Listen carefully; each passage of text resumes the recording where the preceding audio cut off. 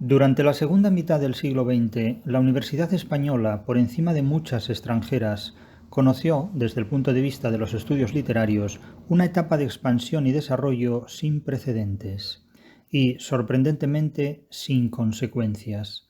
Las décadas de 1960, 1970 y 1980 fueron para la interpretación de la literatura en las universidades, sobre todo españolas, una edad de oro, con todos los defectos y limitaciones que se quieran aducir, incomparable respecto a épocas anteriores y posteriores.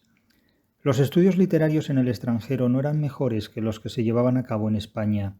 Ediciones y autores de referencia, publicaciones académicas y también divulgativas, traducciones, revistas literarias y cantidad de alumnos y profesores que propulsaron todo aquello como recursos humanos en pleno rendimiento no se encuentran hoy en ninguna parte. Aquello no fue un mundo ideal, en absoluto, fue nada más y nada menos que una sociedad universitaria saturada de interés académico por la literatura, con muchas objeciones desde nuestro presente, acaso el menos autorizado para juzgar aquella época. Fue en suma un mundo que hizo por la interpretación de la literatura más que ningún otro, antes y después. De todo aquello hoy no queda nada, nada, ni el conocimiento ni el recuerdo. Libros ilegibles, bibliotecas vacías y autores cuyos nombres nada dicen hoy a los nuevos universitarios, obras que en el siglo XXI nadie comprende y de cuya existencia ni siquiera se sabe.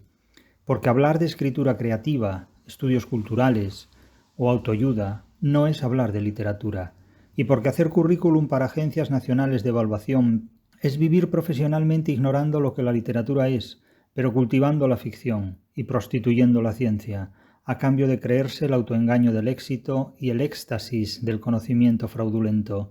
Trabajar para las agencias nacionales de evaluación no es trabajar para la literatura.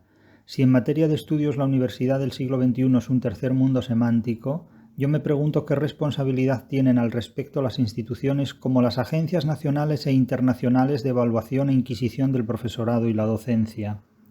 La democracia debería haber potenciado el éxito de la literatura y de la libertad, de la docencia y de su investigación, y no de su censura y su necrosis, porque la ignorancia destruye más obras literarias que la más cutre de las censuras.